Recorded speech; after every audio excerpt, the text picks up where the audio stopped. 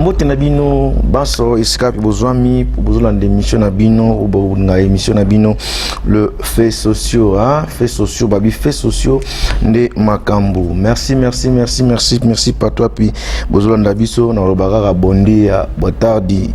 Good morning mbote moyo bish na minoko nyonso oyo boyebi na pesi bino mbote na kombo tata na pesi bino mbote na kombo Jésus Christ ou même toujours adorer à travers cette émission fait sociaux. Merci parce que bolinga biso, merci parce que vous soutenez biso, merci parce que vous pesa confiance na bino na fait sociaux. Et bien sûr vous allez voir partenaire il y a émission oyo là je vois le procureur Malik Bala et je vois aussi le numéro 1 de cette chaîne, le pasteur Michel Chaco, et puis depuis Canada, en direct toujours de Canada, je vois celui qu'on appelle Guetta Makaya et Charlie Louboya. Bon séjour en Angola, bon séjour au pays, à la sœur Bibiche Mavinga, merci d'être avec nous, bon séjour, et puis pourquoi pas aussi à la servante Pamela Ipenge et Hassan Mbaka, Omba, Freddy, Djomba, Omba, donc Freddy Mokonzi en direct toujours à France. Merci parce que vous avez sa confiance, Babi, fait sociaux, nde makambu, Lelo, Moussale Ndimami, Lelo, Batnon Babi, Baza, d'accord, parce que, et c'est si ka, oh, Maramba, bien au salama, et c'est comme tout yagitoko, et ça, que se passer. Je reçois pour vous aujourd'hui l'homme de Dieu, le prophète Blanche Bézi, la personne à qui nous allons vraiment passer des bons moments. Il y aura à boire et à manger. Restez toujours branchés parce que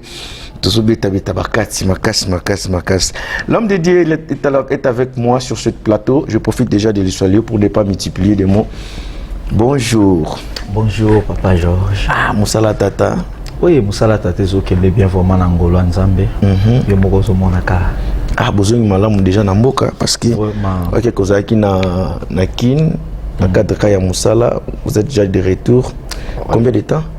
Oui, déjà depuis na zone vraiment mboka na biso Angola. Voilà. Déjà ça fait déjà 2 mois. OK. Depuis na zone pe loko zone sa inga mbangu ezalaki par rapport ya maman nanga lokola zalaki vraiment kobela OK. Que son âme repose en paix, maman ou oh là là. Vraiment Courage. Quand to sala ki nyonso tout mais nzambe a permettre azwa mosali na vraiment. Donc en tout cas tant on a yé na sali ka 2 semaines après maman a kokufa vraiment. En tout cas na profité peko pesa ba déconnos tout merci au ba soutenir vraiment ba tindelenga ba mes condoléances na bango ba déconnos tout na partout na Europe, Congo, Angola, Nzambe alo l'Afrique du Sud, Nzamba pambola bino vraiment. Donc na ndenge ba soutenir pona liwa enterrement ya maman ngai. Ah, en tout cas merci pour la sincérité na reconnaissance soana. Qui est prophète Blanche? Ouais, prophète Blanche aza domestique à Jésus. Bien à l'Obaka, toujours avec Jésus, donc spécial. Et Naza Mutoyo Nzamba Zuikaka na poto. Apimisi un jeune moko oyaza na venir na ebele aliboso ko sala mambo ebele mais voilà. Totiki mokili Nzamba lobi ki natika mokili na ya na musala na ye. Yango naza na musala Nzambe nazo sala bien que ba circonstance ba prêtre aux les calamo mais Nzambe mokaka azo bomba biso vraiment.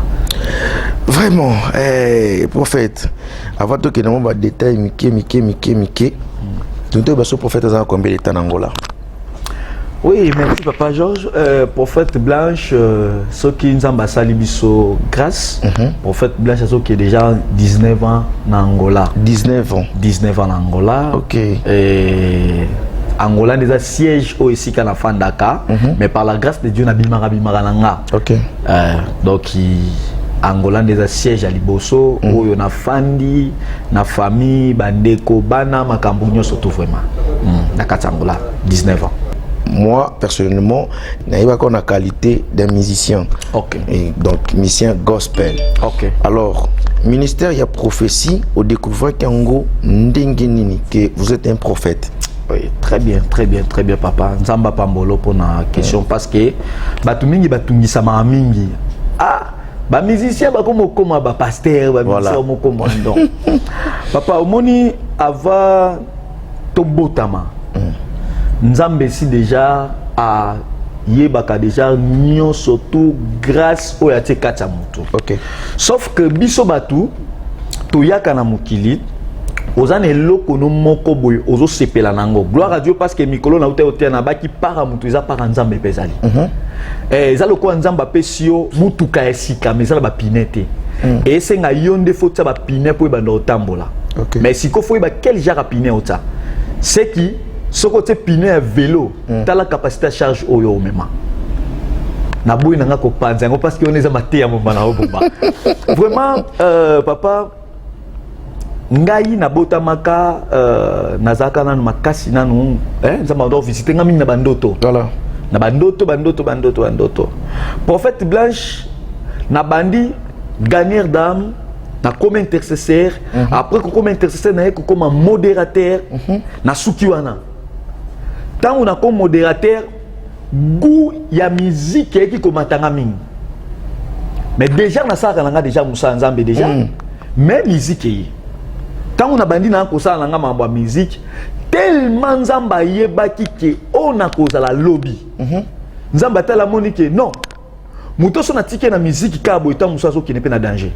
Parce que la musique est un lengue, musique est un sentiment, ba gloire moko boy. Nzamba ota non, muto fona me mai sikoyo na bimisa eloko onga na takati na.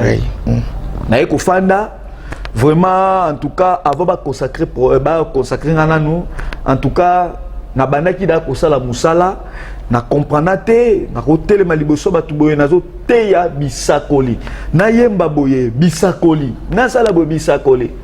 Alors, n'a pas simboté pas mon père spirituel que j'aime beaucoup, voilà. Le prophète Aigle Mbaya, a qui ko découvrir le qu'on a maman katinanga. Tango kaka tenga li susu mafuta et peli.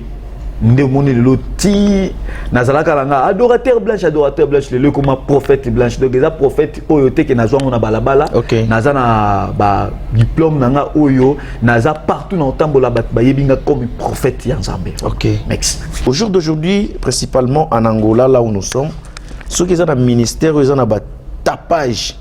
Dans le moment où ils ont un ministère à prophétie.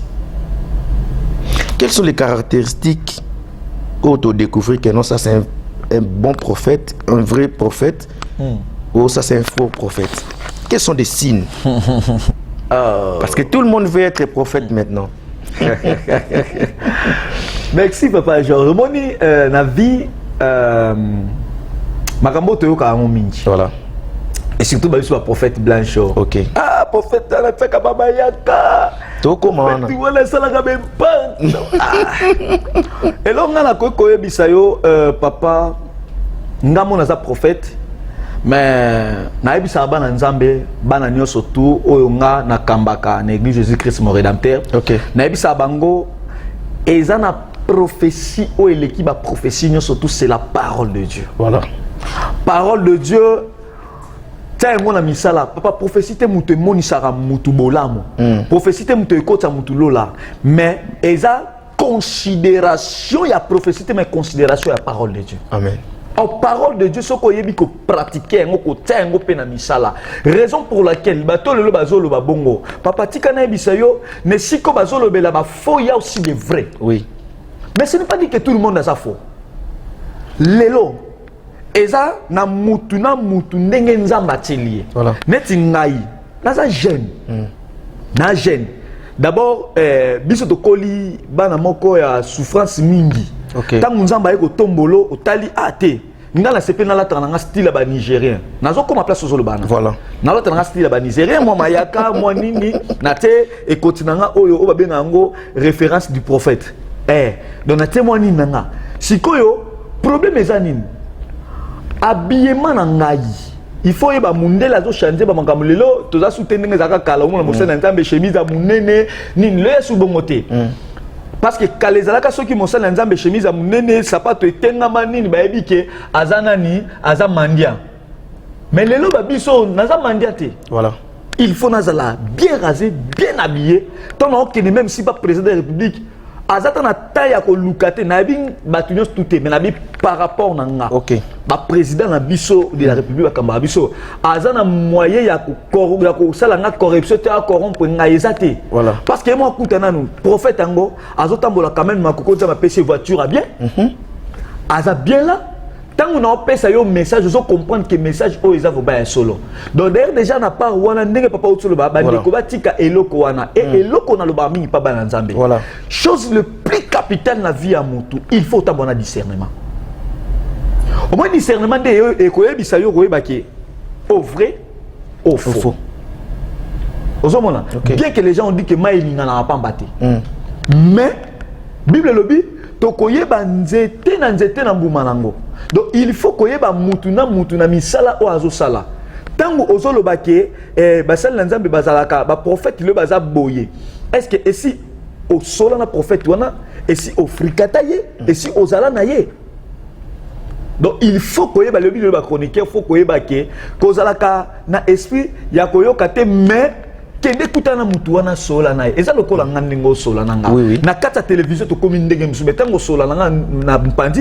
tozaka makambo ndenge mususu ozomona mais na koyete maman quand na moni papa mais pourquoi ba journaliste ba koneti ngai na loba ba journaliste so kala to ebaka neti ser la ngala ko mo na ko mo na kuta mo bon neti ba lokola ba Zakari ba baswe ba tawana atika la katina ba chemise minene mais lelo tala boy papa journaliste moko boga mo journaliste mo lo ba poto ay kalelo siko na ko ba nini na lo ba ke ba journaliste ba komi boye pona nini ozomona papa voilà donc eza vraiment bongo yeba mutu na mutu na koyoke na musika te mais pusana OK pe discernement esprit à discernement yeba ke oaza solo tout ça est faux mais quand on parle du faux il y a aussi des vrais sikoyo balobela kio mabe mais bakuta ko pe nango tunanga wapi Jésus na bar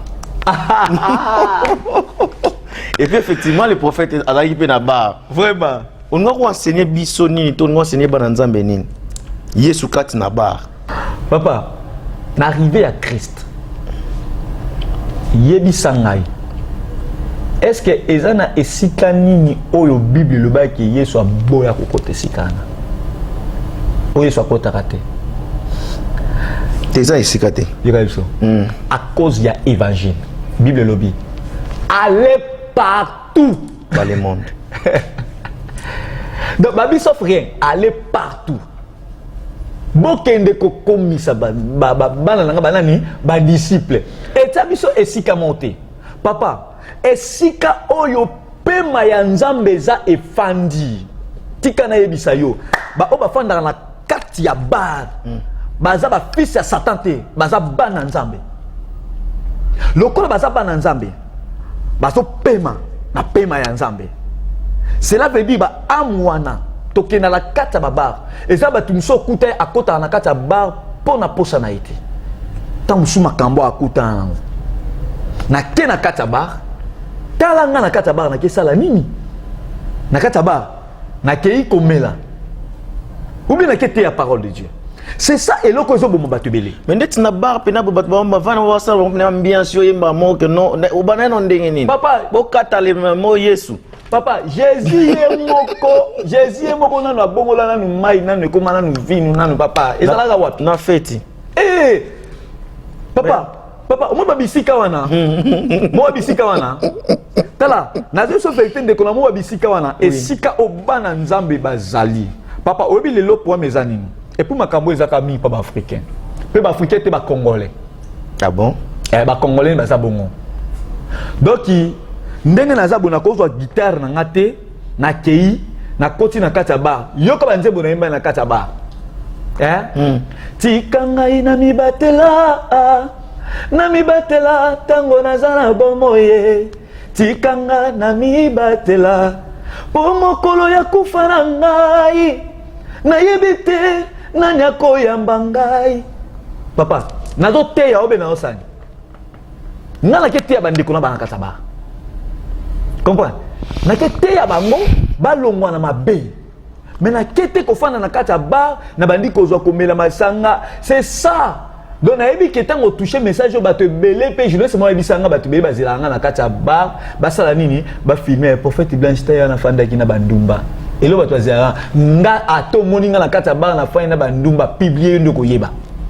Oh. Na biso franchement, publier ndoko yeba. atomoni nga na faina ba ndumba to faina bango atomoni nga na faina ba bilamba na nzoto te biblio ndo koyeba mais ce que talent attitude na ngande ne envers bango c'est ça. Maintenant, le message clé, c'était juste pour prophète Blanche a expliqué bande comme sousto ba Christo msus que balongo la esprit à hypocrisie. Voilà, merci papa. Nathan Otoza. C'est difficile pour vous les prophètes. Yaropé ça va prophétie ou exact. Quel que soit montango azan influence. Et comme il passe il est là pendant qu'on surtout ça attends même ba fidèle dans une église. Oui que papa mo azan influent l'église après ça moi quelque chose à osala mabé. Et puis dans bataille c'est que prophète. Vous avez peur. Yaropé c'est une prophétie exacte que papa tika mobulu, papa tika kindoki, papa tika ozo sala nzamba akubumao.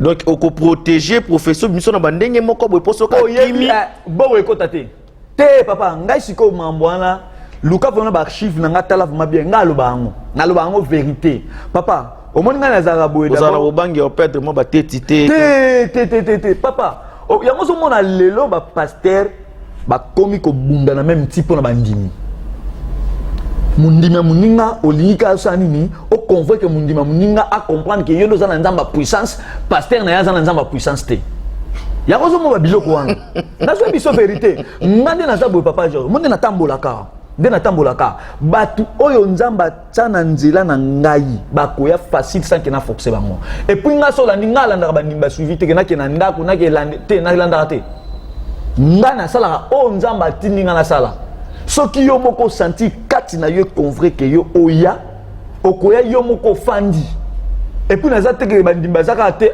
awa kaka na Angola bazali bana na ba pays musu baza papa pourquoi parce que na linga mi ko sala musala ngeza la bien prophète aza munoko ya nzambe prophète aza lokola Ezekiel ndenge nzamba zip Ezekiel beta trompette lelo prophète mo beta trompette ya te pona nini parce que liboso neza salité. Et puis ma bénini tango o comprendre ngalo bango vérité tango comprendre na ko ba mambozaka ya pasteur Moïse Mbiye OK tango comprendre que nga pasteur Moïse Mbiye non sunka papa obi eza na batu nsusu tozano kana émission ozon ça na plateau ba te belé o ba te belé faut pas se repentir non tozana moi surprise mon boy pour nao à propos il y a makamba prophétie au kaka non peut battre comme il a un message pour tout travailler système où il y a direct dans les soins il y a réalisateur à Pembe ingénieur Steve Vivita dans un message moko il y a déplacement non il y a voyage non il y a Congo OK na makambo tozana ngo lelo en fait nandimi yango eza ya solo tovanda ngana yo na kati ya chambre na yo Is a solo prophet, prophète. Oui, bisanga que artiste congolais moko defa wa okufa. Ce qu'elle lukioti, eza pena solo, eza lokutete o ebisanga ngo. Eza solo prophète. Prophète. Eza solo ko akufi. Defa pena akufi ko. Et bien mene ko telinge ya kutukinya tiba jeudi, tiba anto ba mardi to ba jeudi e yakini. Prophète, c'est un solo, et ça en Nandimiango. Nayebi très bien, tu vas dans la chambre pour les arrêter tout à TV pour une flat. La chambre na yo, tu vas dans la chambre c'est un solo. Abi Webisaka est à Kufiko. Est-ce que c'est vrai, prophète, a un message Moïse, la candidature au comité pas artiste pour na Koebisaye, on sous yango. OK. Moussali, en tout cas, oui, Oyebisanga le Congo, Oyebisanga, si je me rappelle bien. En tout cas, je me rappelle, Oyebisanga les Cambouana qui non, des fois, dans la duchesse, bon, Koufa. C'est pas se repentir bientôt, Oyebisanga, en tout cas, Moussali, ça m'a pas mbola. Et ça peine me belé, mais attends moi mi balé on a déjà c'est bon. OK. C'est vrai que Nzamba Lobara. Papa.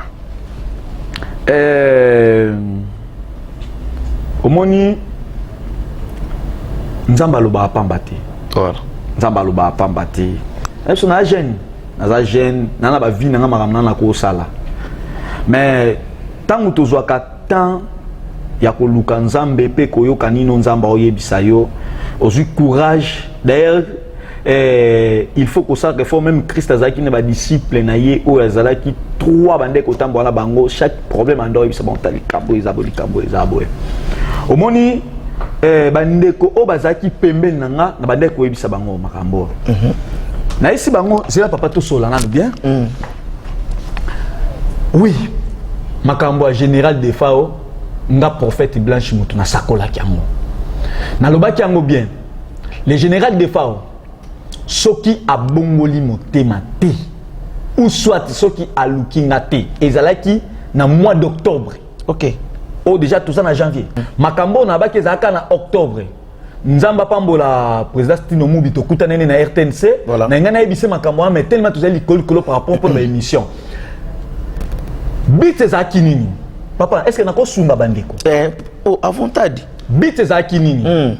Bandeko nyo surtout bokota mena bolanda likambu oyo na série nyonso. Bit ezanini.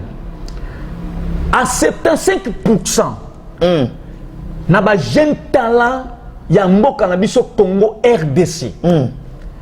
Oyo ba koti na kata showbiz c'est général de Fao. Ah bon? À 75% ya batu oyo ba koti na showbiz. Oko remarqué les général de Fao à sa majorité et pas surtout ba jeune talent surtout ba obima. Ba jeune talent surtout ba obima baza bien toujours na général de Fao. Oui mais pour nani? Parce que général de Fao à sa motema moko ya kofungwama mais ya kofungwama siko ya mabe na banzela moko satanique. Ah bon? Parce que ezalaki musala oyo diable atinda kiye bon makambo na biso même si mutu nyonso to ayoki message o bato baza ba proche ya général de Fao ba oloba likambo général de Fao azalaki na d'abord na kobegeni mwasi ya bato belé ya ba jeune belé soki na loba makambo général de Fao pourquoi na bande ko luka moyen moko boye na kutana na ye na ebise que général de Fao nazana mwana nga moto sola ki na ye berger Glody na ese berger Glody soki général de Fao aluki nzambe te général de Fao en kota 2022 te tant le ba mwana ezaki na mois d'octobre nga nazo préparer concert na Kisasa na basilique na lobaki le kwa na basilique na bi soki a se repentir te général de Fao 2022 en kota ngote batika kolobaki Joseph Kabila poison non. Problème général de Fao ezalaki ba mandat na bango ekokaki yango mona ke sengaki il faut ça nini azonga sima et pour na ngana apprendre yo papa sokola ndina ba archive ya général de Fao okuta général de Fao mbinzembo mo za ya liwa azolo bela liwa bato baza ba image na même ba RTNC ba ser mamilela bato yosto ba rota image wa babi ke général de Fao za nzembo yembaki papa monde a tenu ba se soutenir makasi muninga bango sa mabe moko ba protéger bazo bombaye. Ah bon? To mona bango wana kriki wana nyosto mona wana eza kriki moko ya mabe lelonga na fa na kata télévision soko yebisinga we ranson yebisinga ke maman Sylvie Mapato yebisinga ke azama pasteur na lobano c'est faux. Ah bon? Non bano c'est faux. Na ute ko sola na yebisa ki même marque la duchesse no mo yebisa na yebisi marque la duchesse soki jeune wana lukinga te papa na ozonga na caméra na yo ou soit a lukanga te a déposer misala nyonso tout papa na lobaka yango bien na moni épée ya moulayi etelemi na kati ya rond-point victoire et ko assassiner ba artiste ebele na Congo to koma ko luka même ba artiste. C'est vrai? Na biso papa na Congo to koma luka ba artiste parce que Congo est comme Nzambe.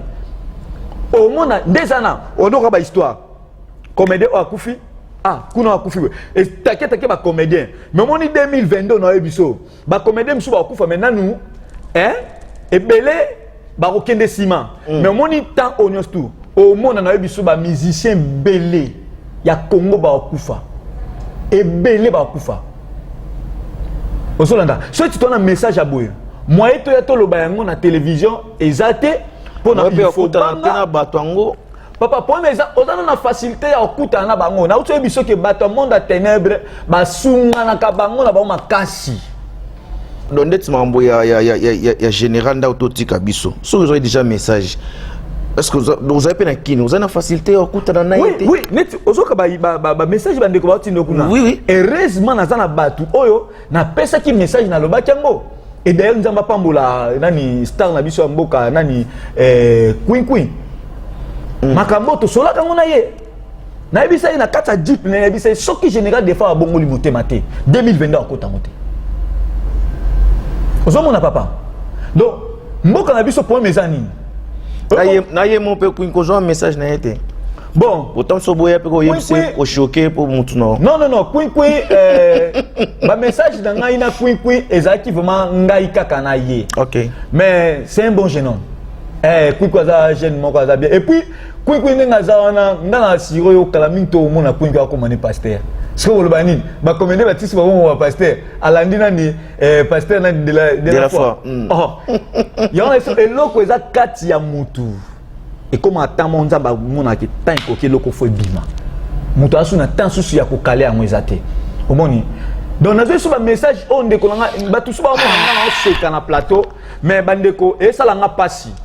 Ndeka kolo lingaka te mutu akufa na masumo nga e sala nga pasi. Comment on appelle ça qui message pe message wana ekokisami général des fois penda akufi papa ngala landa ngala binzambe nga pona nini boye est-ce que pona nini tenzambe na ko kozwa face makoki moko na kuta na ye na pesa ye message oyo bantu msu azotala kana Facebook atalika kana ba internet azolo babiloba lo mais ayebi na yesu sa makambo azolo belate prophète tu connais no mikolo nzamba lobini. Ezate po na na yembi nzembo ya biso ya mboka ya président Félix Tshisekedi Antoine. OK. Mais ezana message moko nzamba ute ko pesa ngai. Message na ngai liboso na monaki na année 2022. Voilà. Avant tokota année 2022, c'était le 31. Voilà. Message on a monaki avant tokota année 2021 mais dans le banal oh il y a 2022 ezaki le 31. Voilà. Message dans le bosso ezalaki bandeko ba rolanda message bo partager likambo et que les ti et pas ya prophète Denis Les. Na mon prophète Denis Les bakangi ba chaîne. Bakangi ba chaîne na maboko bakangi la nini. Na moni apakoli babiloko na elongi sous forme lokola message oyo pasteur Moïse Mbi uta ko sala ya incendie. Okay. Ya clip ya incendie. Na moni siko yango et pas ya prophète Denis Les. Na tuniza me pona ni nzamba ebisi ngai delesi azo fingisa batu mingi na kati ya Congo na ute koloba makambo pona makambo ya papa edingwe o babenga mutu na ngenge na ndenge na bango. Okay. Na ute koloba biloko oyo ndenga zana akosila effectivement asili azo limwa na actualité ndenge bon pe Denis Lesi azo limwa na actualité parce que la fois passée na lobaka makambo boye ya concernant makambo ya ser na biso oyo nani comment de nani Peniel na le bama mwa Peniel au moins l'homme sous muto leki na TV lobby j'ai douana ba so bebe nganga termine baba petit on a za teti jeune prophète on a za teti ba to lo abongo mais est-ce que ton makambo to sala manazo ya baba message belé ba bazo benga bazo loba. OK. Donc ndenge zana na mona ki makambo ya pasteur de Diles soki a se repentir te soki pasteur de satiki nzelo te pasteur de Diles nazana na rozonga toujours l'émission na yo omona nzela ni fatika papa te atika nzela ya mabe oyo azwa papa to fa nonde to fa no boy est-ce que nde biso moto yebi de laisse makamba sala na TV est-ce que ça bien mambo zo na ba TV mambo zo na ba internet est-ce que ça bien bon yé selon yé ça pour a dévoiler pe ba secret ya ba buzo ba o pe azaki na monde ngo soit disant que à se repentir ya et la distraction Denis laisse la minute comment luka ba vie na la distraction de cette distraction ngana ba ki église de laisse dans nini oyo na motel fikin maintenant on a kenda na saka activité carnaval na ngezaki na matete na leka na kuta église de Denis laisse ndenge nini kauka lokwa makasa kwanga pona ni buzo bana ye ba Denis ba ko ba influence makasi bona tiko article le côté o ba twatala na télévision ba mona ka Denis et le côté article na papa ngali nga la vérité nga so bengi na mission no supporter na la vérité netine nazawa message danga ona monaki ezalaki le 27 décembre na monaki message na otambo na nzela ngamoka na fani na te musique na zoyoka musique na matoy après na ngona yo komona nzamba bisanga bi Blanche na mboka na bino wana nezala batu mususu oyo ngai nzambe il faut na beta il faut penza na beta na beta nani ngabo so na fandi silence na ngomo yo kanzambe ti nzambe bisinga ezana homme politique moko na kata Congo na biso o batu bamona kaza plus puissant kabonga manon o batu bamona ka yende plus puissant soki makambo na biso kapaka nga soki homme politique wana atiki makambo nyonso tout asa na mboka na te pe il faut se repentir. Oh gloire à Dieu, ton ba message nzamba zongi singamba moko na moni na omona makila ya mutu moko na kata mboka na biso RDC. Makila na kata mboka na biso RDC, ça histoire vraie homme politique. Mutu na lo ba sikoyo nzambe va me minga misinga bisinga na kombo na eza papa Alain Mouloto. Na omona makila ya papa Alain Mouloto na mboka na biso pe na omona maya misu. Na minute tina lo ba boye. Oya kondima ndimi, oya kondima pete azalez. Tina lo ba na kati na fa na kata TV. Nazomona papa Alain Mouloto atelemi na kati ya mboka na biso. Mais place atelemi alati bubu ya maputa. Nazomona ti bubu ya maputa azo transpirer makasi mutokezo kitaye makasi. Mutoke kite makasi. Yangwana na biso papa na mboka na biso. Ezana batu oyo bakotika mboko muto na biso homme politique oyo il faut à se repentir. Soko à se repentir te na yé a kufa. Soko za kutu homme politique ou bien za puissant, ça sera difficile au commater si kaza pour passer un message on nzamba. Non, kasi bato bazolanda à travers la télé. Oui, comme ça eza problème te. Aza tant nzamba zolexanga Nathalie na ye komona nani na ye komona nani wana siko elonga na zongi na ke ndaku okay. Na butu na lali na ye komona message yango continue message ni nzamba olakisanga na ye komona nani oyo babengaka nani ancien président na biso de la République, ancien président out kolongwa siko Joseph Kabila na ye siko komona yango wana uti kosala mambo ba accident ba biloko moko boye yango na biso papa bino boza ba chroniqueur bo sala ba effort ba message o bino ndi bo comme so sina ndako na bino soka bengi singa nako kende papa mukolo muta kufaka mutu ye moko nzambe mu mutayebi voilà nako kende na keko kuta na ye papa tika boye ndenge message question ute ko tuna nga voilà soko monique obo manga yo tika libanga te mais obo manga pe na volonté nzambe il faut à makasi ya obunda pe na nzambe poko kitsa mutu na ngase. Donc tango kala excusez papa tango kala ezalaka Jean-Baptiste a telemi. Tango Jean-Baptiste a telemi azo pesa batu baptême. Ba soda ya ba Hérode, ba soda ya Pilate bazalaki wana. Mais pourquoi Jean-Baptiste a telemi azo ba repentez-vous car le royaume de Dieu est proche. Ozomona Jean-Baptiste azo banga te biso lelo na kata mboka na biso RDC. Toza ba pasteur, ngana prophète. Nanda kwa Kabila na kenda te nanda kwa Tshisekedi na kenda te nazana mutu te oyo ngai na kenda ka na ye pesa nga quelque chose derrière nga c'est Jésus nazana ni mutu ni akotinda ngo prêtre boss moko bo mutu azate naza nde na fandi a Jésus dans Jésus ce que ça que na yana même message na yebisa président nga Félix Tshisekedi président message za boye na ko kende directement na ko yebisa ye président na message ya boye photo c'est pela mboka na biso etamboli tamulai na baba be mingi soko landi na banini moko boye pasteur moko azote je crois son aboseta cause da ivoirien lobby congolais ko talola te ah oui mais mboka wana eza mboko ebimisi basali na nzambe mboka wana eza mboko pona nga Congo eza mboko epanze évangile makasi na mokili mais talelo kaka nde makambo esamaka na Israël lelo Israël est perdant.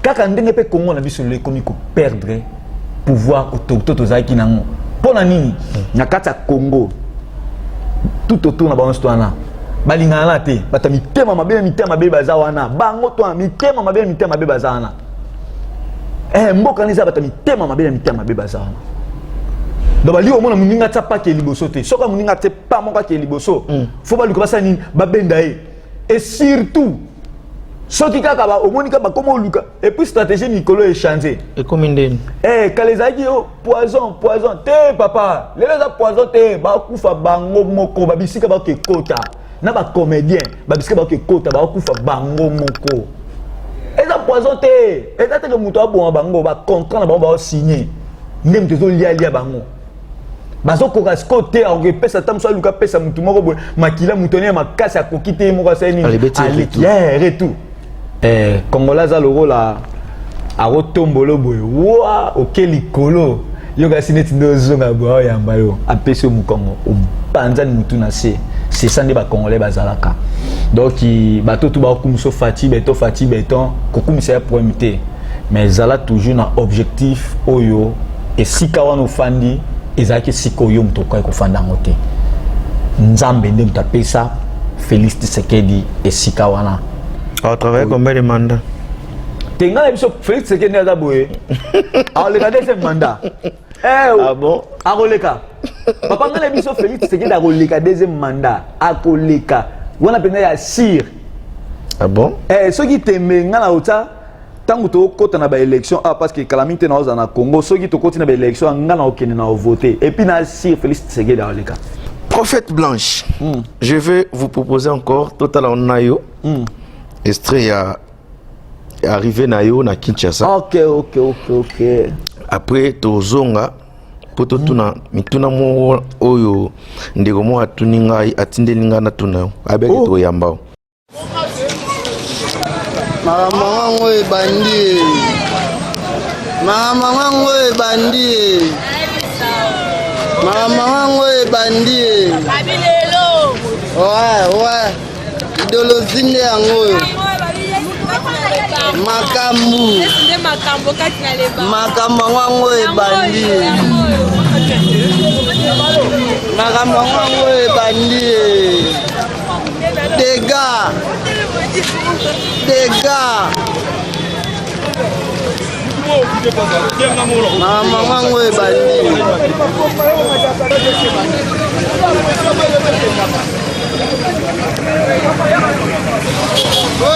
Yesu na kini dega Prophète Blanche liso nzambe tala makambo to salama Prophète Blanche liso nzambe tala mbuteyage na Congo oyo to pukango to nini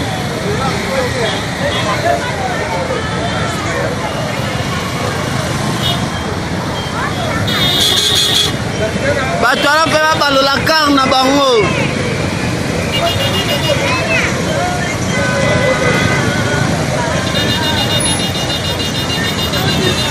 Kongo ya kote soyo yuma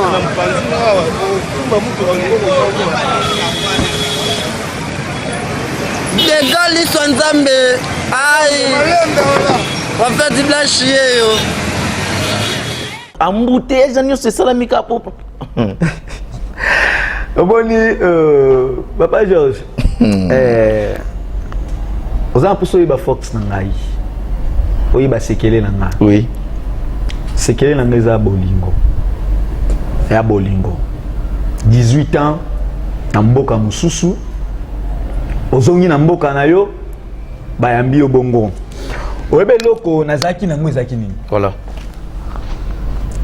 na fa na Angola mais na lingaka bandiko na nga ya Congo soki mwa kopo ma eza to mwa lipeza prophète andeni ndeko na nga leka mwa boye zwa mwa boye andeko na nga zwata mwa nino bosunga na bana andeko na kuna na hôpital mwa boye ta zwata mwa mbumakisi sikoyo batu bazaka na Congo muto asalaka bongo boyoka sikoyo ke botalaka na ekran bomonaka ye siko moto oyo asala na fiske ata bolamu ata embumakisi boki sikoki azoya foza motema mabe mpo ofanda na ndako na ye nazolanda dernièrement grand frère na biso Weranson namoni ake kopesa badon na bakota bagoma kuna ki azopesa badon azopesa mo babiloko c'est ça ya moni wera zo sila te quoi ah ok de bayambi ok bayambi ba don leki en tout cas na lingaka moi muke mingi ko copier moi eloko wana na mona pa wera ensemble OK na lingaka moi muke ko copier eloko wana na mona pa na bien ke ba makambu na ye mais na mona kaza na mutema mingi ya ko aider donc ba to ba wera fa ba za basali na nzambe ba to ko ba wera to chanter to zui soki ba pasteur ba za nini soki Denis Lesi o soki Sonic afuta to zui to balusi bango boye ba kela ngambo biso to zui wera na biso ya solo papa ba pasteur a loba mi tema mabe moko ya koloka. Mais oui, ça c'est vrai hein. Papa, eza makambo misusu batu ba panya ba banga konsa mais ba pasteur ba salam. La vérité. Donc il arrive des fois même frère bazo kemba na permanence mais yeza kuna te yozo mona te ke pasteur kaka lobby awa komi riche. Bino bana nzambe banda boya bozo tikala ba pauvre toujours. Ba pasteur baba mi tema mabe mais ngala tali na moni wera ke ko sala ba don. Ba pasteur ale po sa ba don makamwa na mona ngaka na misu na ngana mona kango epai ya papa na biso tubio cho ke son homme repose en paix. Tubio cho na mona ka na sa ba mambwana. Ba pasteur a Congo wana zo mona na. Pona nini? Esi ba kuma mi tema mabe déjà ba zo mela ba makila na ninga mabe na ninga ba gazon. Bazo bunda na ba pouvoir na comme président ba pasteur nan boy bitumba papa ba pasteur ko bazo distraire bana nzambe za ba mukuna ezala ba nani nyosto distraction c'est vrai mama be nzambe satika bango kala yango moni le bazo combattre sikoyo ba jeune prophète o ba jeune pasteur bazo na bango na musala nzambe na ndenga bien bazo combattre bango tala bango kando moli bango wana a majorité ba yeki mukolo papa mbi akufa ki ba pasteur wana twana kriki wana bango nyonso twana ba yebi bien ba bi kriki wana nyonso tu banda da ko yokela pe da papa mbi déjà muté mabe kala yango moni moko respect au sala bien pasteur Mike Kalambai il faut que longola batwana moko pembeni na yo oh papa makambo ezo ngida ya peniel awa parce que nani asala ki ba makambo wana bazolo bela nani Denis Lesite Denis Lesite ngaza pasteur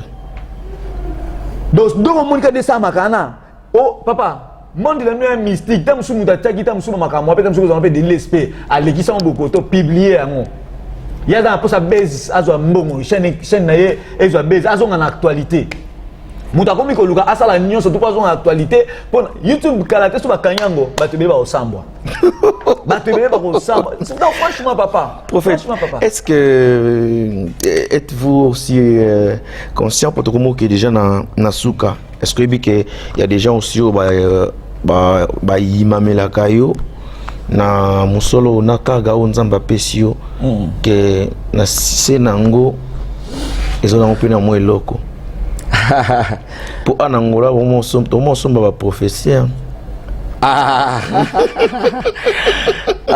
toi ça prophétie baza oui mais tes prophètes vont chayebi on a nos prophètes on va te habiter papa d'abord on a répondu si quand le lobby et mutu na mutu aza libre oui ya kongima pe ya koboya voilà mais pour mes azaka andeke soki to komi dimension ya oketi niveau ressemble ba prophétie papa mila panzambe ya mukolo moko papa ndenge to za garanti to sara musala nzambe soko yebi ki okendaka kosomba ba prophétie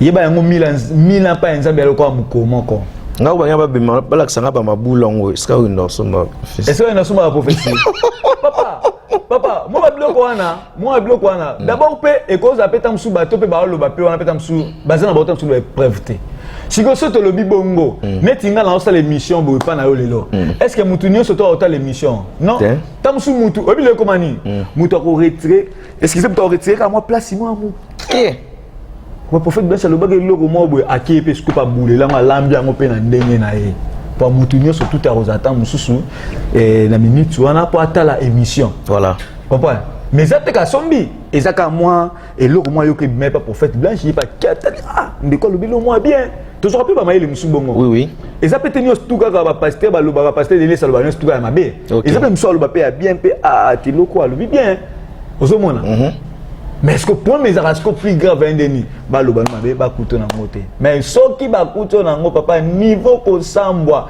na pesa kabisa ko na baka ba pasteur ebele ba banda okufa eza ba message wana o eza ki boko yoka papa bato abunanga mystique papa ba pasteur bazo kufa papa monde ne momo ekindela c'est là où mona na isilité.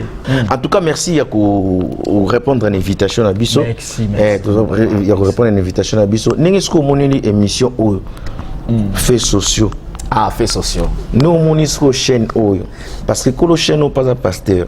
Ah bon? Ah oui, Azam Sakoli, comme on a Michel Chako, pasteur Michel Chako. Michel Chako. Voilà. Ah. Notre boss, l'homme de Dieu, okay. Michel Chako. Ok. Prophète. Oyo nini nzambe ationa motema lokola fardo pour na bénir émission oyo pe chaîne oyo en tout cas na kombo nzambe nao. Ok, merci papa. D'abord eloko na sepeli na émission naza vraiment à l'aise. Ok. Amona vraiment ndaku na ngai voilà. Naza vraiment très à l'aise pe émission ils a propre makasi. Merci. C'est même la plateau na bino propre na moni na kolba na moni responsabilité moko ya makasi na musala vraiment.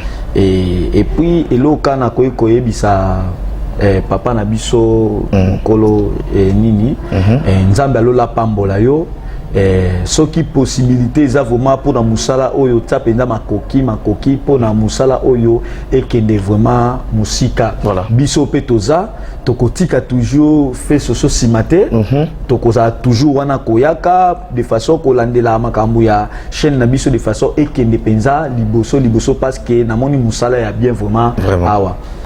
Bon continuer toujours à soutenir biso ndeng bozo salango et osala biso vraiment malamu bana nyonso ya nzambe esika pe bozwami nzambe apambola bino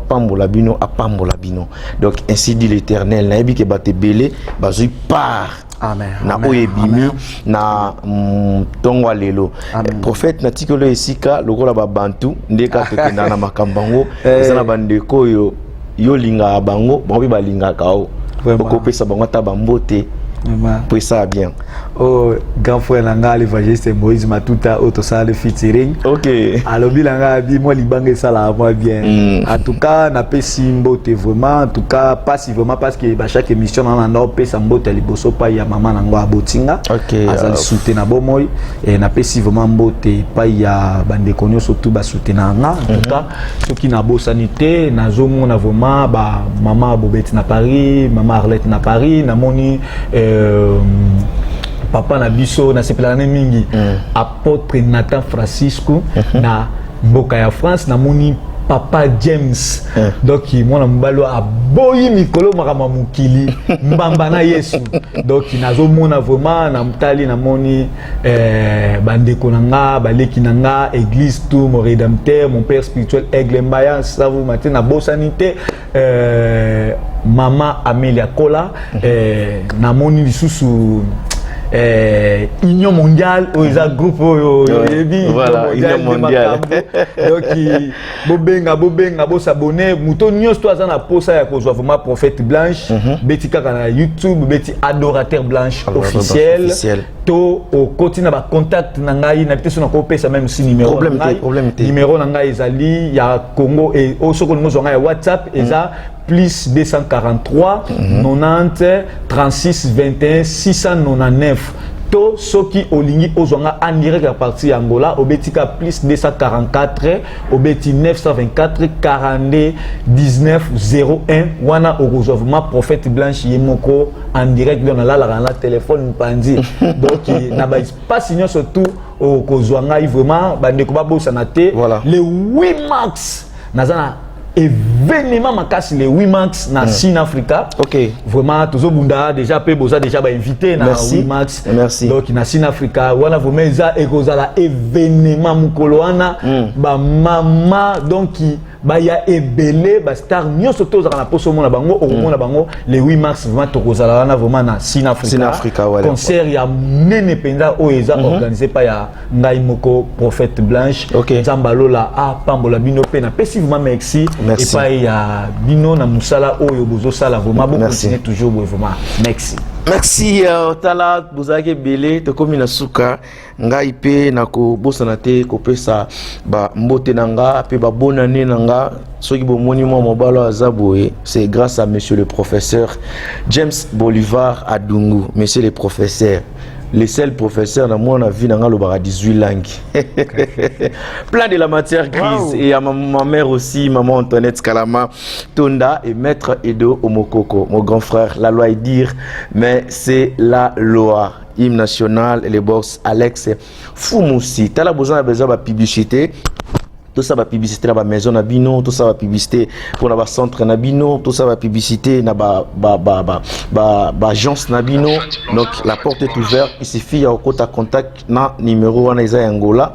To bengani to ebandeni ni to ko yako sala publicité. Donc tous en a exigence ça va prier belé équilibre aux la pour collaboration et pena intact. Merci à les boss Michel Chako et merci aussi à ma grande sœur Madé Adungu qui a parti à Kinshasa et merci aussi à Christelle Koulapa, ma sœur Christelle Koulapa, il y a Néné Amouri et il y a Serge Ouelo et à mon frère l'international Shadrach Akolo. Shadrach Akolo, en tout cas, vraiment merci. Toute la famille Yeta, Nalinga Abino Mingi, et toute dans la famille, il y a DAA. VIP international, na pesibino son beauté, ya San Mbaka, Pamela Ipenge, vous avez vraiment ébélé, donc nzamba pa mola bino, nzamba bate la bino. Tokutani mbala sima na émission na bino bolingara mingi. Merci na l'ingénieur Steve Vita pour la réaliser émission qui toko boé. Merci na le boss des boss Papi Toussamba et à le procureur Malik Bala le Juif noir. Quand on parle de Liboulou, c'est Diego Bateri. Grand Liboulou. Merci. Prochainement.